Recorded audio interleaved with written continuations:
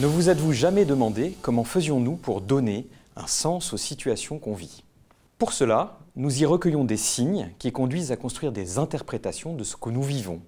Ces indices vont jouer le rôle de cadre et permettre de donner une signification à la situation, c'est-à-dire de déterminer ce qu'on doit en comprendre. Ce processus de construction du sens a été décrit et analysé par Erving Goffman, un sociolinguiste américain en 1974, dans son ouvrage « Les cadres de l'expérience ». Son idée est que le sens d'une situation va dépendre de la manière dont on la regarde. Comme au cinéma, le cadrage de l'image définit ce que le spectateur peut ou doit voir. Les signes qui émanent de la situation viennent dicter ce qu'on doit en comprendre. Les règles, les normes, la culture sont autant de paramètres qui viennent finalement constituer des cadres pour former le sens d'une situation. Mais la construction du sens dépend aussi de la capacité des acteurs à tenir le rôle qui leur a été assigné.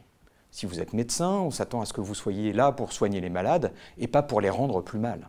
Si vous êtes policier, on s'attend à ce que vous soyez là pour protéger la population et pas pour vous enfoncer dans le crime.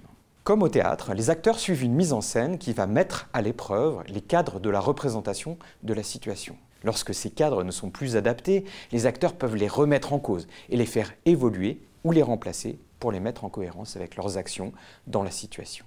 Ils proposent des représentations, c'est-à-dire des interprétations de la réalité qu'ils donnent à voir à un nombre indéterminé d'observateurs. Il s'agit donc pour les acteurs d'utiliser un appareillage symbolique que constitue ce que Goffman appelle la façade, où sont définis et coexistent les décors, les personnages, les règles, les normes et autres artefacts qui forment la situation. Un chef va produire ainsi les symboles du pouvoir et de l'autorité pour cadrer son action dans une interprétation qui ne fera aucun doute pour les autres protagonistes. Goffman explique que dans les situations définies et reconnues comme telles, le doute est si répandu que les acteurs sont toujours en train de mesurer la crédibilité de leur représentation. Mais ils ne peuvent pas utiliser toute leur énergie à douter tout le temps de ce qu'ils voient, et ils s'arrangent avec un cadrage qui leur est confortable. C'est ce que Goffman appelle la surdétermination de la normalité, qui conduit les acteurs à perdre leur capacité à douter. C'est pourquoi, lorsque tout est normal, leur vigilance baisse.